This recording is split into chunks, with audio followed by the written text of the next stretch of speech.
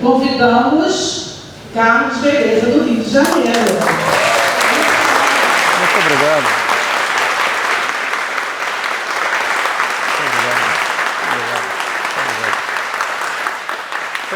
Muito obrigado. Lembrando que ele tem livros, que no final ele vai autografar os livros aqui, tá bom? Mais uma vez, super bem-vindo à nossa casa, é um prazer recebê-lo. Muito obrigado.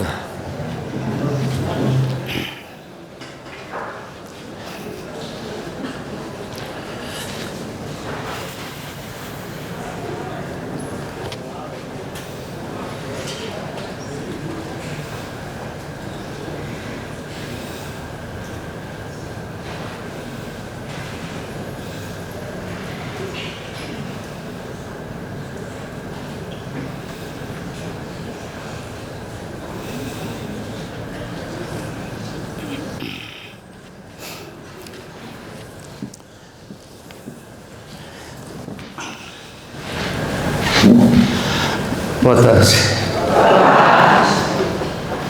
Estão me ouvindo bem? Sim.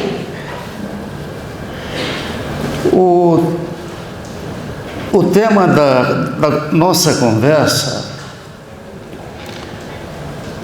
é que nenhum homem é uma ilha.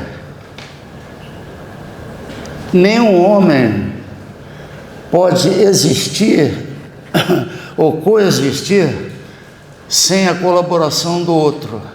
Nem a Terra é uma ilha. Ela precisa da gravidade, da lei da gravidade, da rotação, da translação. Todos nós, quanticamente, somos ligados uns aos outros.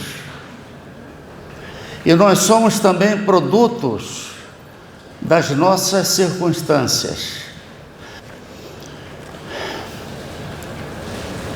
Pai nosso,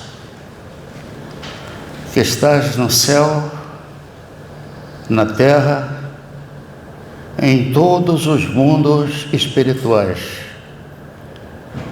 santificado e bendito seja sempre o vosso nome, mesmo quando a dor e a desilusão ferirem o nosso coração. O pão nosso de cada dia dai-nos hoje, Pai. Dai-nos o pão que revigora as forças físicas, mas dai também o pão para o espírito. Perdoai as nossas dívidas, mas nos ensinai antes a merecer o vosso perdão, perdoando aqueles que te podiam sobre as nossas dores, espezinham nossos corações e destroem as nossas ilusões. Que possamos perdoá-los, não apenas com os lábios, e sim com o coração.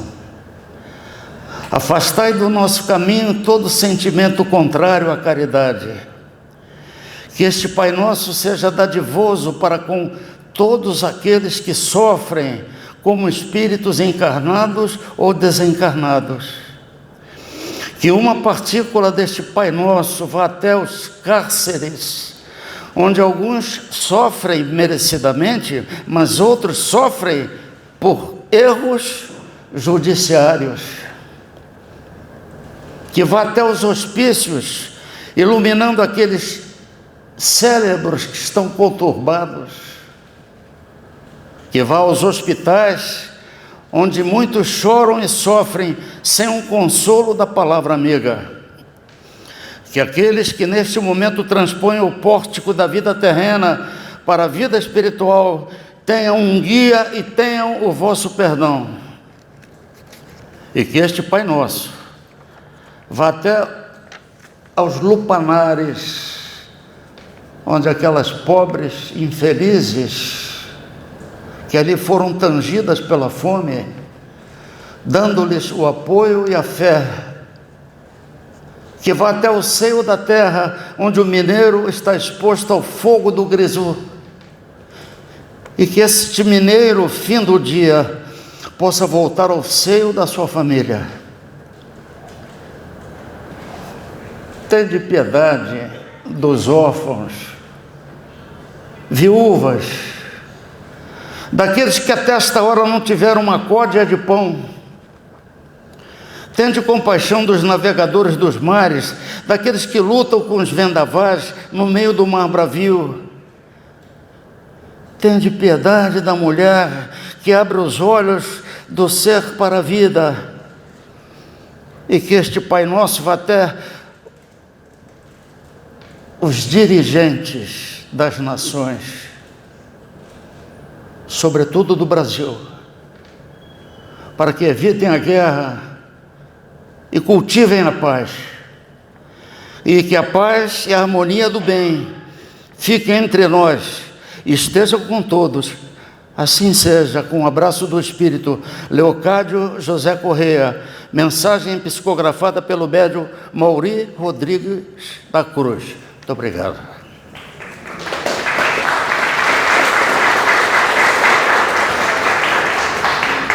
Vocês permitem uma outra prece? Sim. Essa vez de um centro espírita do Uruguai. Está traduzida? Centro Espírita Mariano de Aurora, Paissandu, Uruguai.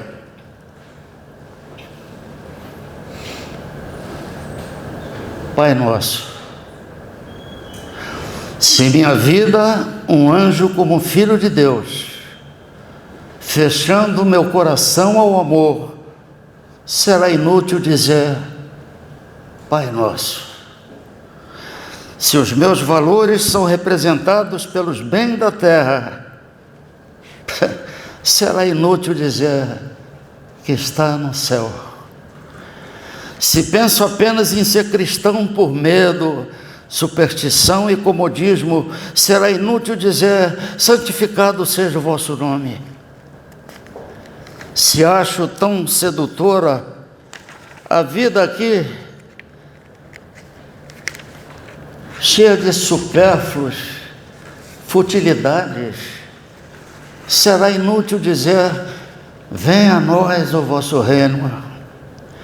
E se no fundo o que eu quero mesmo é que todos os meus desejos se realizem, será inútil dizer seja feita a vossa vontade.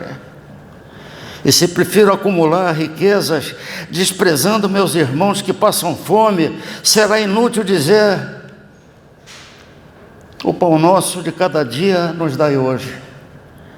E se não me importa inferir, injustiçar, oprimir e magoar aqueles que atravessam o meu caminho, será inútil dizer perdoai as nossas ofensas, assim como nós perdoamos aqueles que nos têm ofendido. Se escolho sempre o caminho mais fácil, que nem sempre é o caminho certo, será inútil dizer não me deixes cair em tentação. E se por minha vontade procuro os prazeres materiais e tudo que é proibido me seduz, será inútil dizer livrai-nos do mal. E se sabendo que eu sou assim, continuo mentindo e nada faço para me modificar, será inútil dizer amém. Obrigado.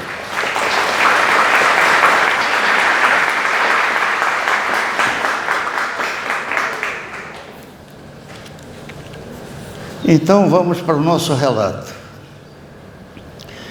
Nenhum homem é uma ilha. Casa Espírita Ramatiz, 17 de setembro, 16 horas. Nenhum homem é uma ilha. Este é um verso do poeta e pregador renascentista John Donne. Nós somos nós e as nossas circunstâncias. Vocês estão me ouvindo bem? Sim. Eu sempre tenho esse cuidado. Me avisem, caso não esteja chegando ainda. Nós somos nós e as nossas circunstâncias. Do nascimento à finitude dependemos do outro, para nos certificarmos da nossa existência. Outro texto de John Donne, aspas, quando o homem morre, um capítulo não é arrancado do livro, mas é traduzido para uma linguagem melhor. Eu vou abrasileirar a pronúncia, a história de Robinson Crusoe. Vocês conhecem a história dele? Que ficou perdido numa ilha? É um texto de Daniel Defoe. Por exemplo, Crusoe, um inglês, naufraga e vive por muitos anos numa ilha. Muitos anos. Muito. Com o tempo ele vai perdendo suas referências, seus códigos educacionais, até que surge um nativo a quem ele dá o nome de sexta-feira, pois imagina ser aquele o dia da semana. Fugindo de alguns canibais, sexta-feira ele mesmo, um canibal, é salvo por Crusoe. E com a chegada do fugitivo, Crusoe recupera a sua identidade, suas referências culturais, pois transmite ao nativo hábitos civilizados. Por exemplo, não se deve comer carne humana, ensina a sexta-feira seu idioma, que era importante andar vestido, etc. Ou seja, não fosse a chegada do outro, que nós precisamos do outro, o sexta-feira, no caso, Crusoe, com um tempo isolado, regrediria a condições primitivas, perdendo assim a sua própria identidade. Em resumo, depois de muitas peripécias, no final, os selvagens atiram flechas em Crusoe, muitas flechas, mas sexta-feira coloca-se à frente do nosso herói e morre, salvando assim um amigo.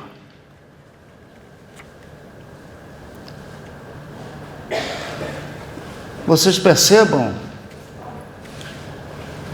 ele começa a ter a lei da cultura, da civilização, ele começa a ter a noção da importância da vida humana e de salvar a vida do amigo, colocando em risco e morrendo, e perde a sua vida, salvando assim um amigo. Salvando-se, ele coloca-se à frente do nosso herói. Claro que essa história tem muitas idas e vindas, mas na amizade de Robinson Crusoe e sexta-feira está simbolizada a necessidade da convivência entre nós, seres humanos, a convivência entre nós, para que possa existir um processo civilizatório, um processo civilizatório.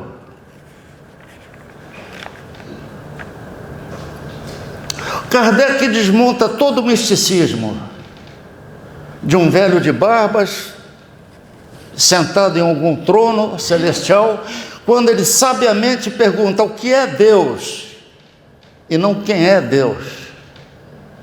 Ele desmonta e deixa em aberto as especulações também.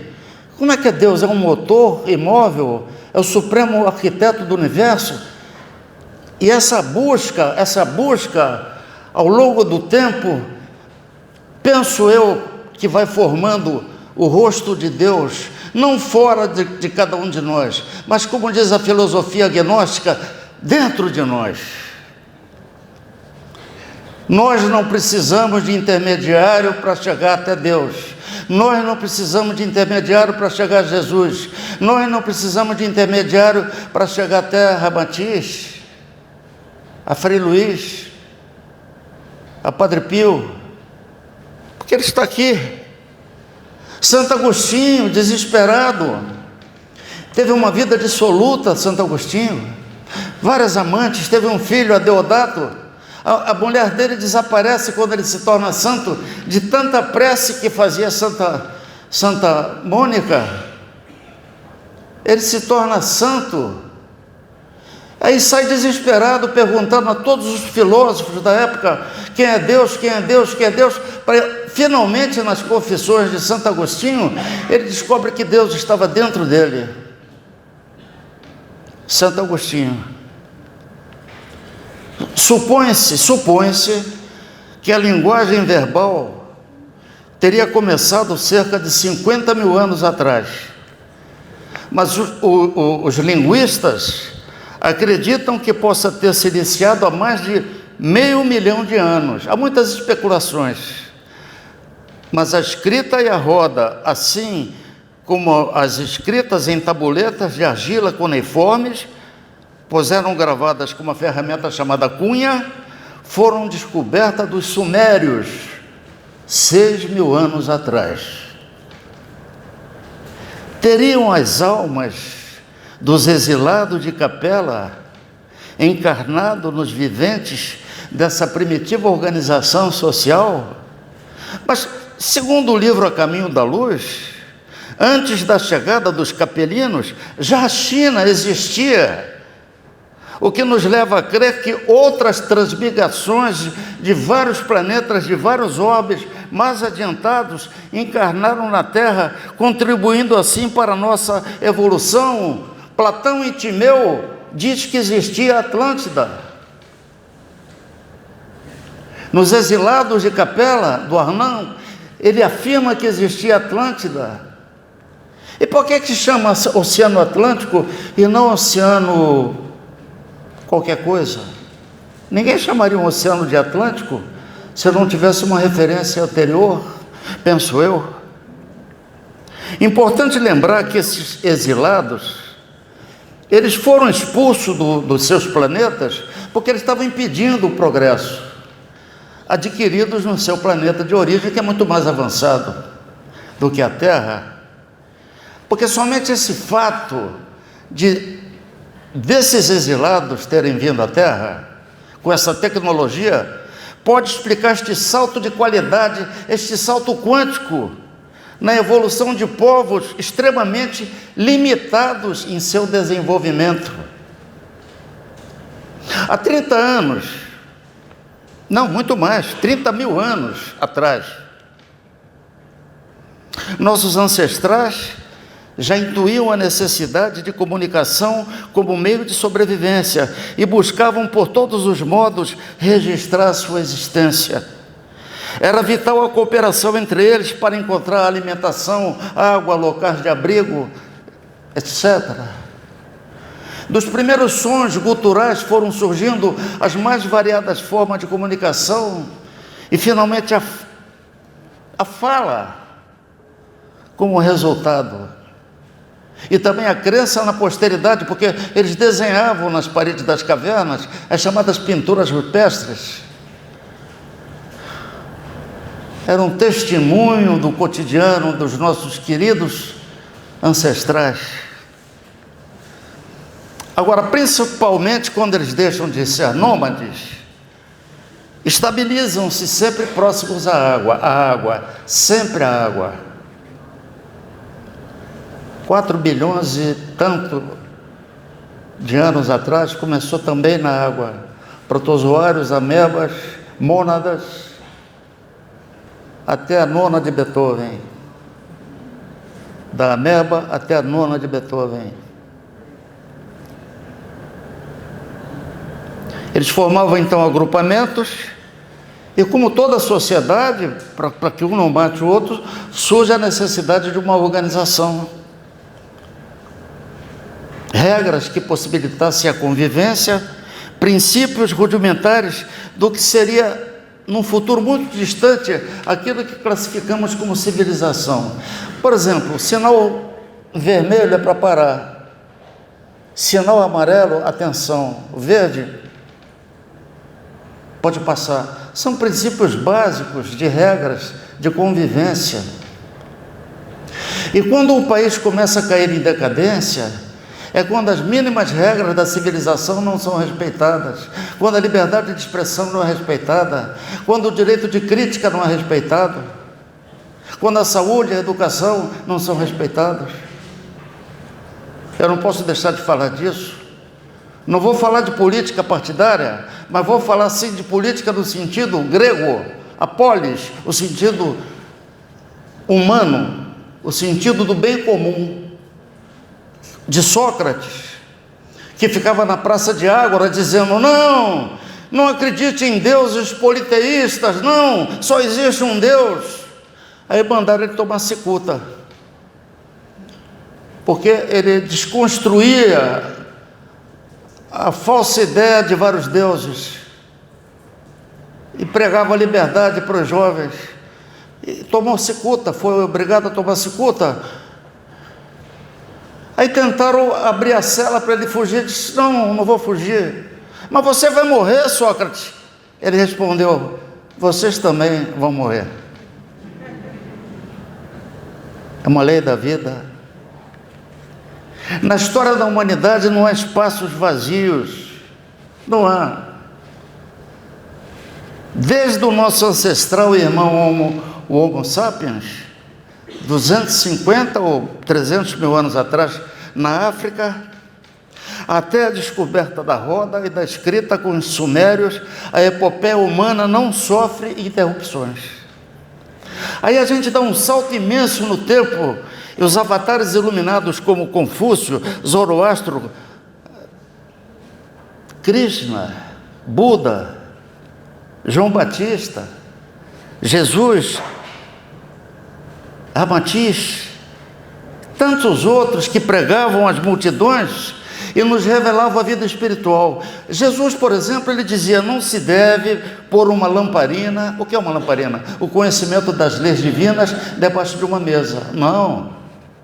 Mas sim colocá-la em lugar próprio para que ilumine todos que estão em volta. Então nenhum espírita, nenhum cristão, ampliando mais o termo, não pode esconder os ensinamentos debaixo da mesa. A metáfora deve colocar em cima da mesa para que todos percebam os ensinamentos. Ele legou para a humanidade um dos poemas mais lindos, o Sermão da Montanha, o guia poético imortal, farol de luz a conduzir a humanidade rumo às bem-aventuranças. E Jesus, vendo a multidão, subiu a um monte, e assentando-se, aproximaram-se dele os seus discípulos, e abrindo a sua boca, os ensinava, dizendo: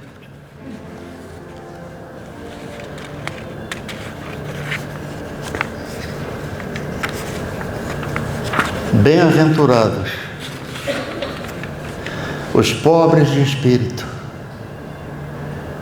porque deles é o reino dos céus. Bem-aventurados os que choram, porque eles serão consolados. Bem-aventurados os mansos, porque eles herdarão a terra. Bem-aventurados os que têm fome e sede de justiça, porque eles serão fartos. Bem-aventurados os misericordiosos, porque eles alcançarão misericórdia. Bem-aventurados os limpos de coração, porque eles verão a Deus. Bem-aventurados os pacificadores, porque serão chamados filhos de Deus. Bem-aventurados aqueles que sofrem perseguição por causa da justiça, porque deles é o reino dos céus.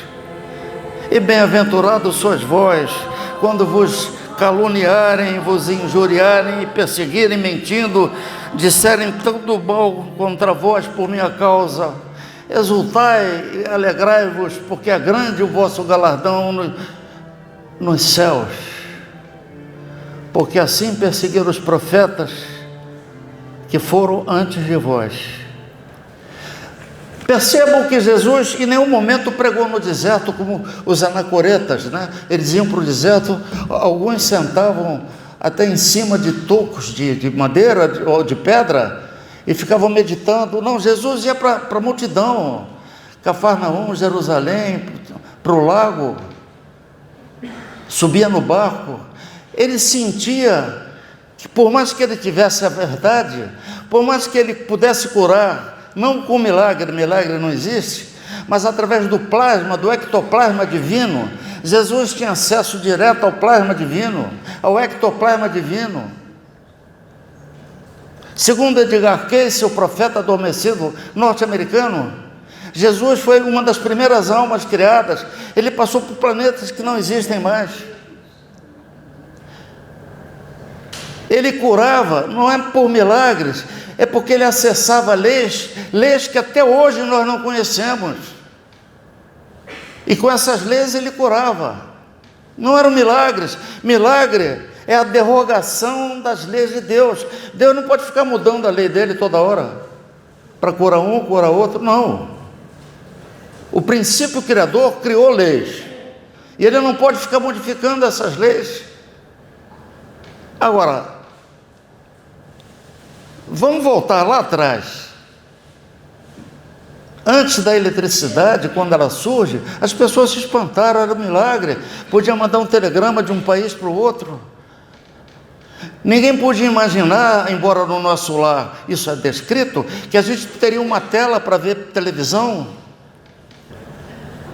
Mas ninguém poderia pensar que lá em nosso lar já existia televisão, já existia telefone celular. E essas leis vão surgindo aos poucos, como surge com a da física clássica, a gente passa para a física quântica, e assim vai por diante. Eu que tive a honra espiritual, humildemente eu digo isso, de ter assistido a mais de 40 sessões de materialização de espíritos. Como assim? Como é possível que saia uma espécie de nuvem branca da cabine, e de repente essa nuvem branca vai tomando uma forma, e se transforma no médico Dr. Frederico von Stein? E eu não sabia, eu estava começando, eu pedi um dia a ele permissão para beijar a mão dele, ele deixou, e não era mão de fantasminha, pluf, não, era mão mesmo, com nervos. Eu tomei a benção a ele, ele deixou, ainda brincou comigo depois, no outro dia, eu fiz desenho. Aí na quarta-feira, quando o Gilberto Arruda, que era o médium do Dr. Frederico,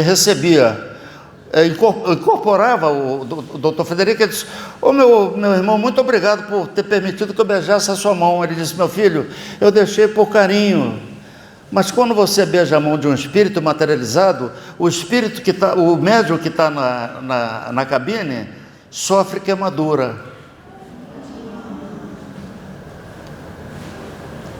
porque ele deixou por amor, mas como se fosse um cordão umbilical entre ele, o médium deitado na cabine, e o espírito materializado.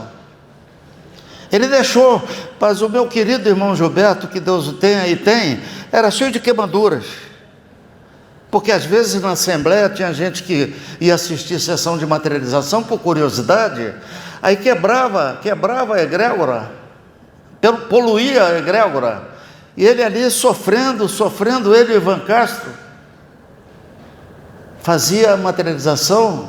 Quando não tinha ectoplasma suficiente, eles faziam o que a gente chama de superincorporação, onde o espírito usa o perispírito do médium, ele incorpora no perispírito do médium e tem a mesma força de atuação, como se estivesse totalmente materializado. E quando ele leva a gente na cabine, você fica espantado, porque o médium está deitado aqui, e a superincorporação está aqui, com o rosto muito parecido com o do médium que está deitado.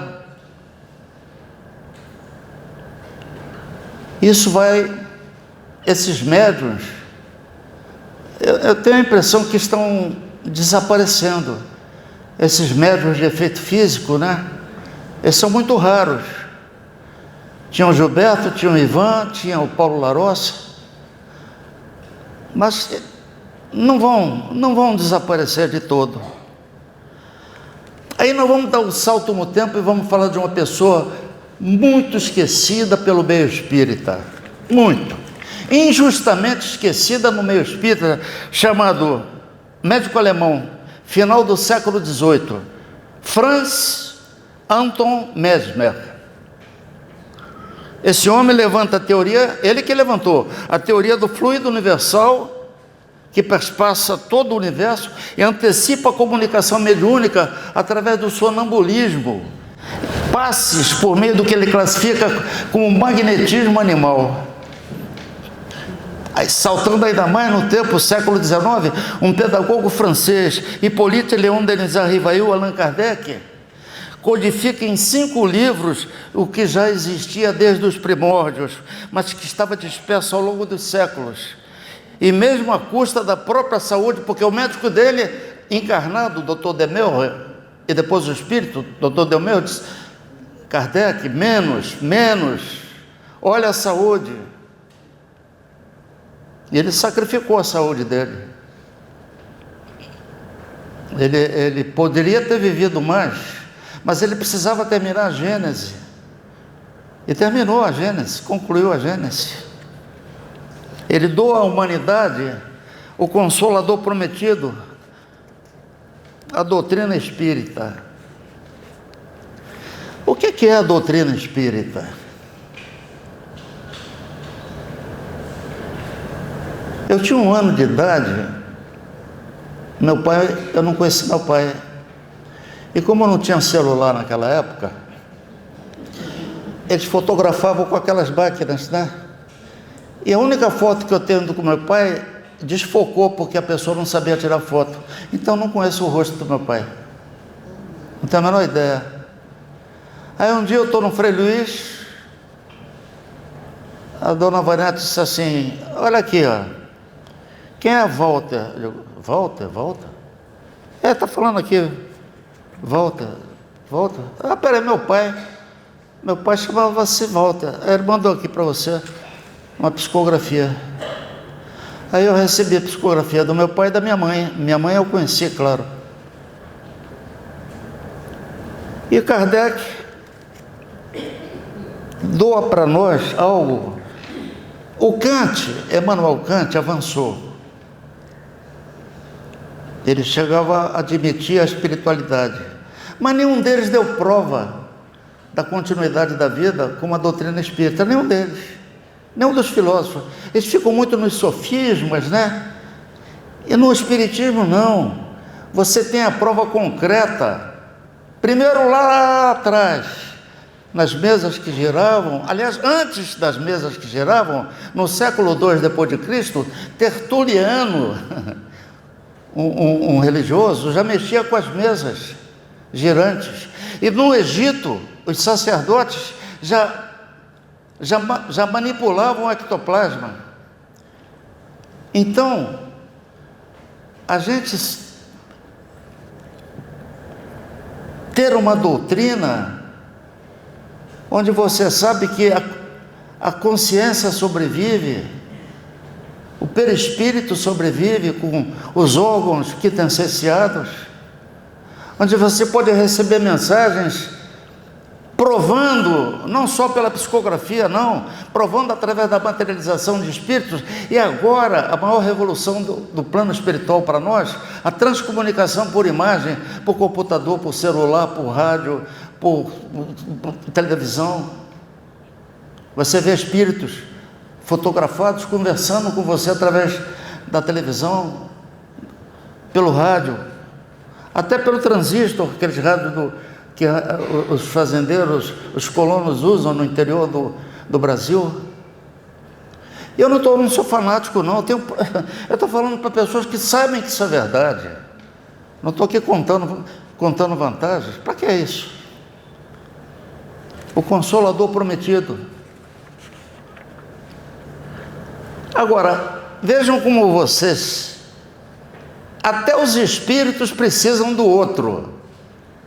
Esse outro era o Kardec, porque como é que o espírito vai comunicar para a humanidade se não tiver o outro? Quem são esses outros?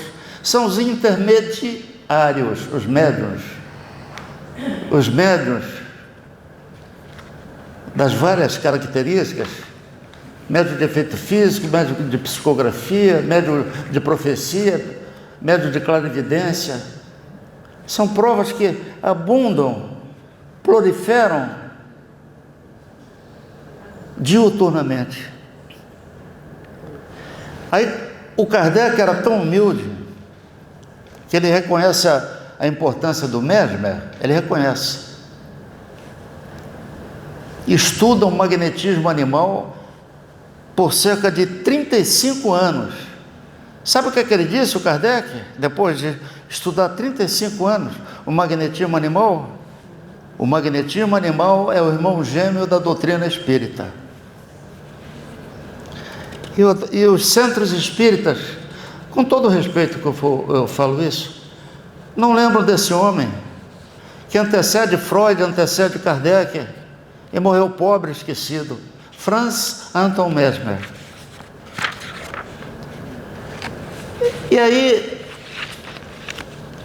nós chegamos aos irmãos das estrelas. Aos irmãos das estrelas, que nos visitam desde tempos imemoriais, mas eles também necessitam de um outro, que somos nós. Mesmo com as nossas precariedades, a nossa persistente belicosidade, mas destinados ao longo do tempo, como eles, ao progresso moral e espiritual. Porque seriam eles, como o Ramatiz lembra, dos engenheiros siderais, seriam os extraterrestres, prepostos de Deus, assim como os engenheiros siderais, como nos ensina Ramatiz. Agora vou citar Ramatiz, aspas, entidades espirituais de elevada hierarquia no cosmos, as quais interpretam e plasmam o pensamento de Deus na forma dos mundos e de suas humanidades. É perfeito. Eu vou fazer um exemplo aqui. A usina de Itaipu, uma metáfora. 2 milhões de watts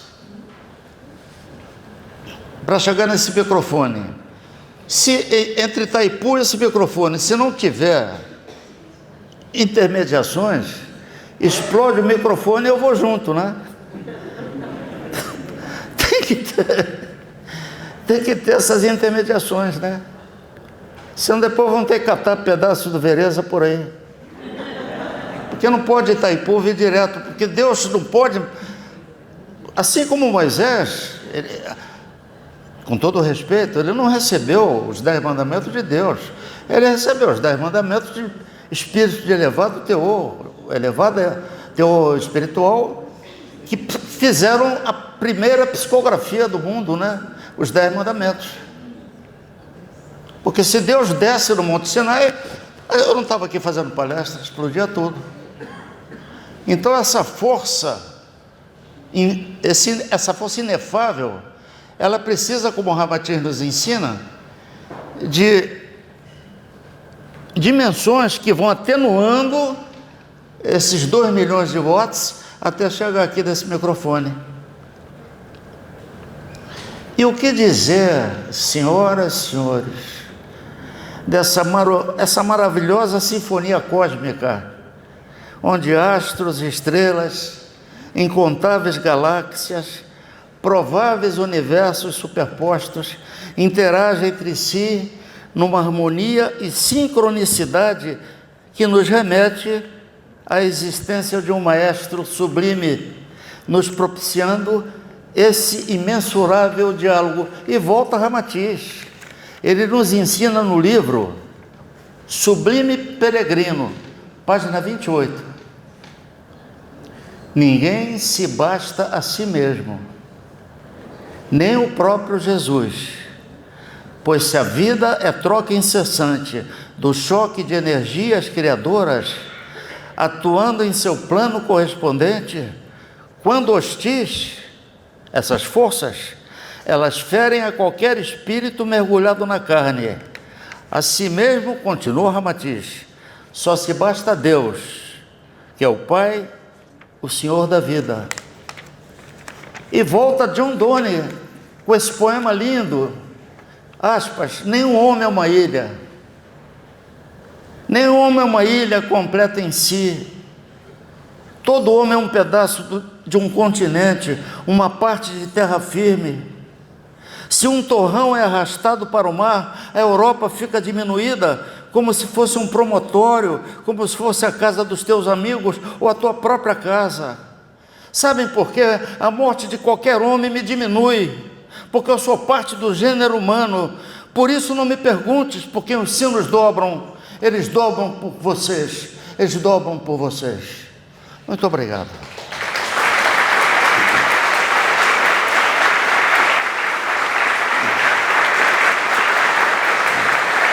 obrigado. Muito obrigado. Muito obrigado. Muito obrigado. Muito obrigado. Muito obrigado. Muito obrigado. Muito obrigado.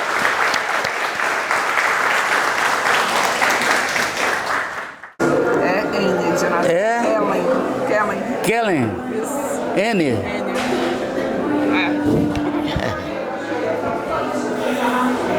Muito obrigada pela sua apresentação. Muito obrigado. Como é seu nome? Vânia, por tudo que você defende aí, que eu vejo você defendendo. Muito obrigada pelas suas palavras. Obrigado. Eu sigo você. Prazer imenso da Qual é seu nome? Mônica. Tem assento? Obrigado. Como é seu nome? Kátia. Com K, né?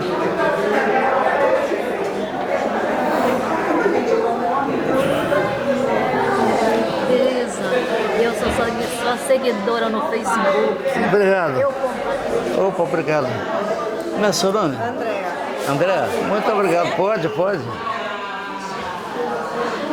Como é seu nome? Luciana. Lúcia. Luciana.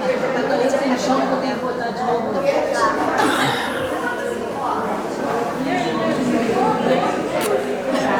Como é seu nome? Zenilda.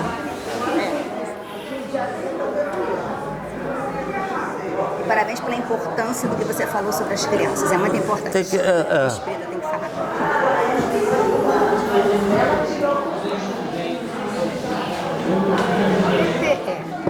Margarete, com PPR. E agora? Tá.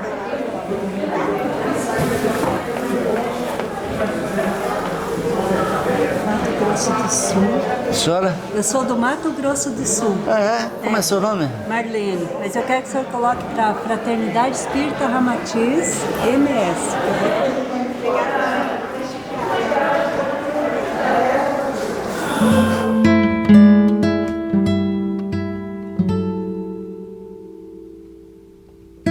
Música